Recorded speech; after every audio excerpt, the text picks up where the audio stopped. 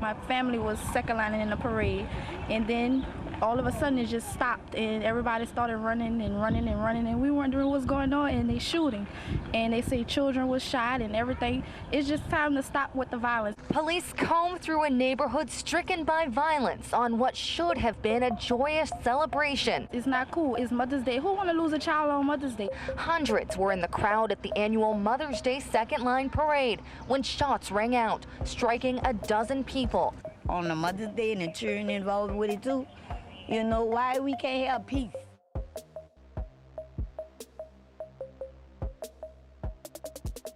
Say, bruh, let me set the scene for you. New Orleans ain't no postcard jazz fantasy they sell to the tourists. It's a war zone with a gangster rap soundtrack. Out here, the second line parades ain't just drums and trumpets. They sometimes double as duck and cover drills. Folks walk with umbrellas for shade, but truth be told, a lot of them wish it was bulletproof. 12 stay acting like they got the city under control. But everybody from the French Quarter to the Seven Wall knows the real. The NOPD can't stop a flat tire from rolling downhill. Now in the middle of this chaos, you got one cat, a Keem Scott, born into a storm, raised in a hurricane, not the kind you name on the Weather Channel. When Keem was just a baby, barely able to stand, his mom's boyfriend, Kenneth Allen, beat him so bad it almost took him out. We talking the Tyler getting worked over like he owed rent. His little arm smashed up so bad it never healed right. From that day on, it stayed twisted, bent out of shape, a permanent reminder of how cruel this city can be before you even get old enough to spell cruel.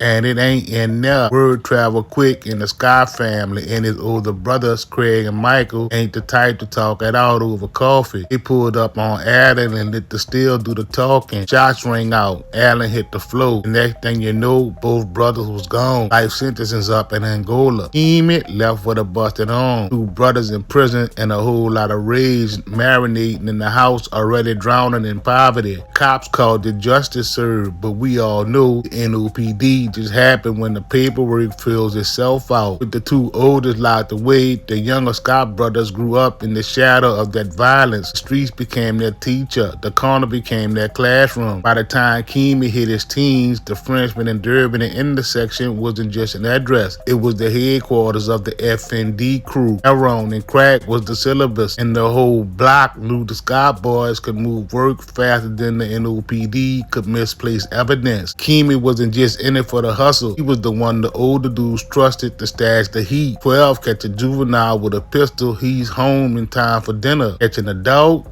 that's a whole different ball game. So Keem stayed strapped, holding tools for the clique, pumping dope on the side. That Frenchman meat market, that wasn't just a store. That was F&D headquarters. You could buy a cold drink in the front and cop a whole bundle in the back. Workers behind the counter even held guns for them boys. And if you had food stamps, you could flip them for cash and be high before your receipt cooled off. Now the city likes to pretend they didn't see none of this. The truth is, Block knew and 12 knew too. They just played dumb until it was time for a photo op bust. Between 2006 and 2013, F&D ran a 7 wall like a mom and pop cartel, but with the hustle came enemies, and one of those enemies was the Pier and Columbus Street boys, PCB. That beef been simmering for a minute, but it balled over when Stanley Scott, one of Keem's brother, caught a bullet courtesy of PCB. Now in the code of the streets, you can't just eat that kind of disrespect. You either clap back or you might as well leave town.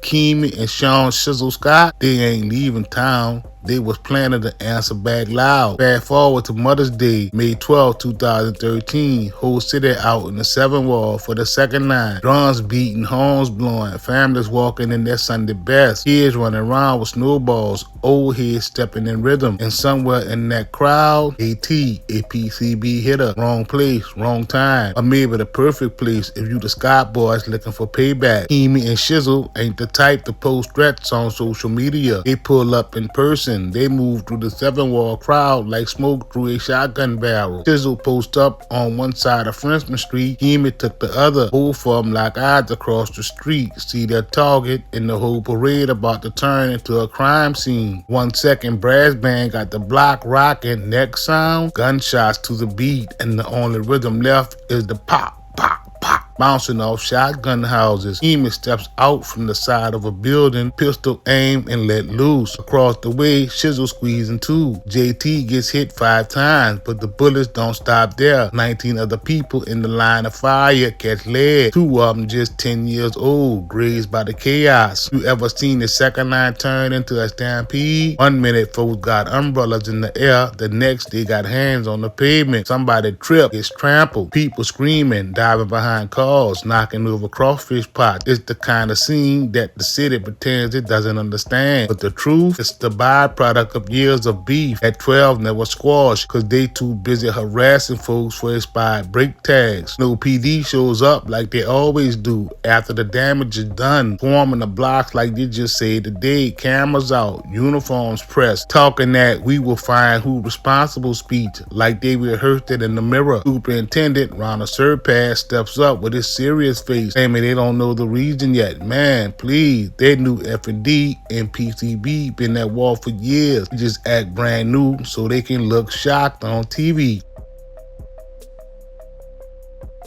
These are unusual circumstances. We have second lines that occur in the city of New Orleans virtually every weekend at this time of the year. We had a full complement of police officers. It appears that these 2 or 3 people, just for a reason unknown to us, started shooting at, towards, or in the crowd.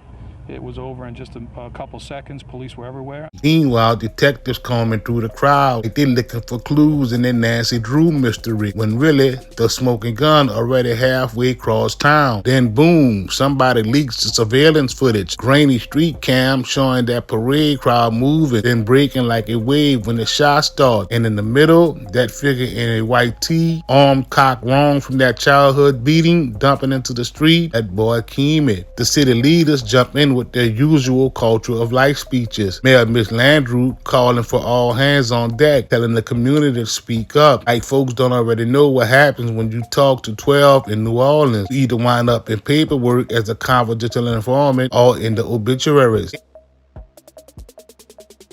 For coming back out here to Frenchman and North Rivalry Street. We all came back here to make it clear that the culture of death and violence on the streets of New Orleans is unnatural, it's unacceptable, and the people of New Orleans have had enough.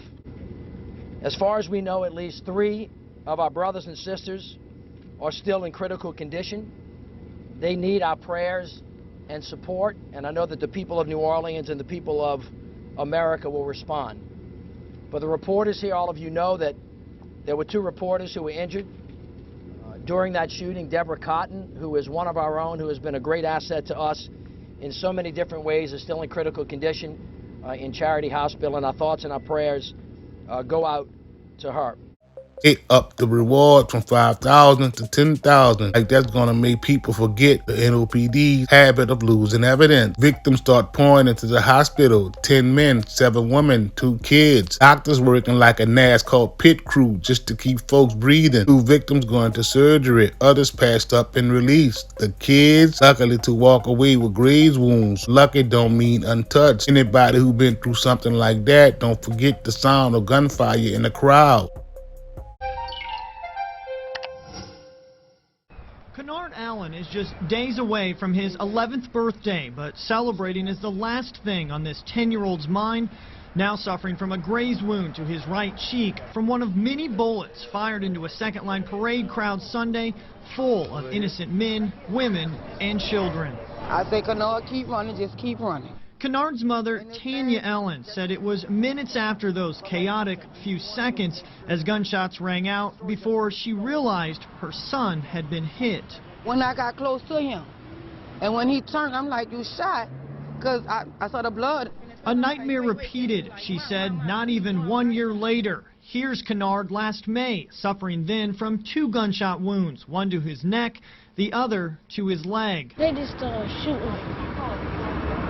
Don't want everybody to start running. Shot twice then when shots rang out during his 10th birthday party in Central City. His cousin, 5-year-old Breonna Allen, was killed in that shooting. We trying to get past that, which I know I ain't gonna say never get past it, but we're trying to move forward. Sunday's shooting, an all too familiar pain for a family still trying to heal from last year's tragedy. What's next? But I don't look for what's next because I look for the positive thing, not the negative thing. A mother who says she refuses to let her kids live in fear said this man who police identified as the shooter owes it to these victims, including her son, to come forward. Turn yourself in because you didn't shot innocent people, grazed innocent people, children, somebody's mother, somebody's father, my kid. I just wanted for to turn itself in. Within days, the manhunt in full swing. The footage goes public. News crews playing it like a highlight reel. Everybody with a TV in the city sees that bent arm and already know that's that boy Keemy. Street words move faster than police scanners. And in the 7th Ward, you can't sneeze without these people knowing who you are. Once that footage hit the streets, it wasn't a matter of if they catch Keemy. It was when. 12 out here acting like it's CSI New Orleans, but truth is, they didn't crack no mystery. Folks in the neighborhood already whispering his name before the press conference. All the cops had to do was finally get off their folding chairs and go get him. King Scott, aka Keemy, and Sean Scott, aka Shizzle, don't get no Hollywood chase scene. It's more like the feds and the local boys stacking charges till the weight crushes them. This is breaking news from WDSU. All right, some major breaking news coming into the newsroom right now. New Orleans police have captured the Mother's Day parade shooting suspect, 19-year-old Akeen Scott.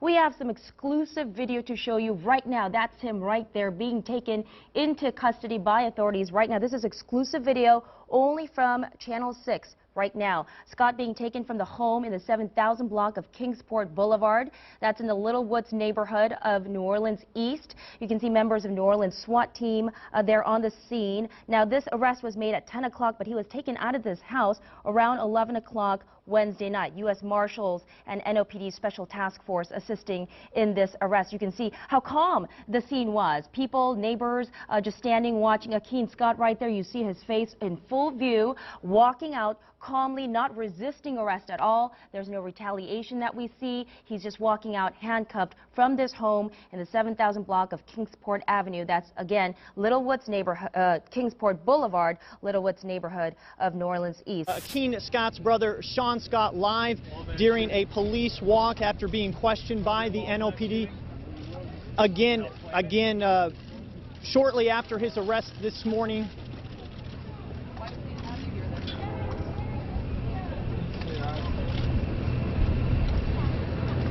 This is Sean Scott being walked out of the 5th District Police Station over to where he'll ultimately end up, Orleans Parish Prison. Sean Scott, the brother of Akeen Scott, who was arrested last night in New Orleans East.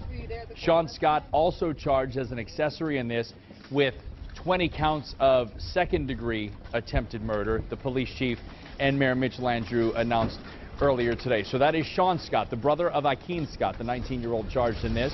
This ain't just about Mother's Day anymore. Nah, the Alphabet Boys been watching F&D for years. Heroin, crack, guns, territory beef, it's all on the menu. By the time they swoop, it's not just Keemy and Shizzle in the net. The whole Scott clan gets yanked. Stanley Stizzle Scott, Travis Trap Scott, all tied into F&D. 9 members indicted in 2014. Most some blood related. Feds call it racketeering and narcotics conspiracy. The hood calls it a family business gone federal. The Frenchman Meat Market, their unofficial headquarters, becomes an Exhibit A. Prosecutors got the footage of deals going down, guns tucked behind the counter, food stamps flipping for cash and dope like it's just another special of the day. Travis supposedly walking around with an AK-47 drum mag he called Monkey Nuts. Feds love that kind of detail, makes for a spicy press release. From 2015, Keemy, Shizzle, and Stizzle all line up in front of the judge and plead guilty to the Mother's Day shooting and the gang charges. They don't snitch, don't testify against Travis, who's still fighting his own case. By 2016, the hammer drops. Keemy and Travis, life plus 10 years, then 5 on supervised release, if they're gonna supervise anybody after burying them in a cell. Shizzle and Stizzle still got 40 years apiece. Time served, barely making a dent. The feds pat themselves on the back. 12 act like they cracked some grand mafia case, and the city officials line up to say justice been served. Meanwhile, While the streets, they don't stop moving. Another crew moves in, another beef starts, and the brass bands keep playing like nothing ever happened. Keamy went into the pen still young enough to remember his 5th birthday, but old enough to know he ain't never see another second line from the sidewalk. Chisel the same, 40 years ain't a sentence. It's a life on layaway. Stanley, Travis, all stamped with that F&D label the feds love to make an example out of. City didn't change for him. Seven Wall still got kids growing up on corners where they sell frozen cups out the front and hauled out the back. Same cracked sidewalks, same boarded up houses, same cops riding through slow, acting like they keeping the peace while they just fishing for overtime. That Mother's Day parade they shot up,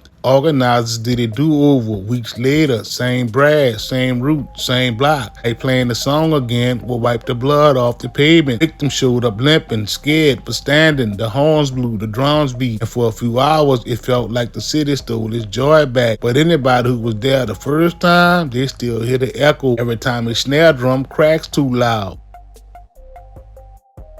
Rachel, despite a present fear among some of the parade goers, the streets were still filled with joy and celebration today, celebrating life, the second line culture, and standing against gun violence.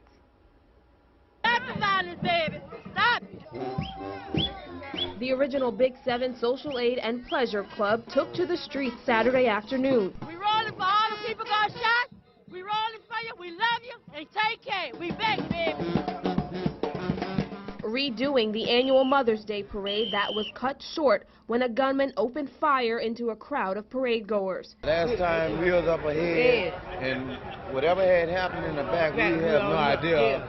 I like, to turn around, we seen the crowd running towards us. The club refuses to let the outbreak of violence keep them from finishing what they started. Things happen, we just got to pray up for the circumstances that happened, but today is still an outdoor party for the mothers that didn't get their party. You don't dance a half a dance, you dance the whole dance. Following the same route they mapped out for Mother's Day, they stopped at the corner where the shooting happened to pray and honor the 20 people injured that day. Even though some of us, are a little scared, or there's a trauma that you're reliving if you were out there, I think coming back and doing it helps to heal that wound and come together and have a space to both mourn the tragedy but also celebrate that we're still here. While the club reclaims this parade route as a place of celebration, they also hope to turn the corner on the culture of violence within the city. Get these young teenagers out here and show them a better way to do things, instead of being out there doing all kind of crazy stuff. And they have plenty of backup from the New Orleans Police Department. We want to send the message clear that New Orleans is strong, the people are strong, and that our police department is serving. We are going to make New Orleans the safest city in America. There's no question in my mind about it. Keamy bent arm, the one busted when he was still in diapers, was frozen in the surveillance frame for the whole world to see. The one crooked limb told the whole story without saying a word. Born into violence, raised in it, and in the end, he passed it forward like it was the only thing he knew how to give. And the NOPD, they still walk around with that swagger like they ended some unstoppable force. Truth is, they just swept up the bodies after the smoke cleared. Same as always, the streets raised Keamy, but the system made sure he never had a way out. In New Orleans, second lines are supposed to celebrate life, but on May 12th of 2013, the music cut short and the city learned yet again that out here even joy got a duck when the beef come through.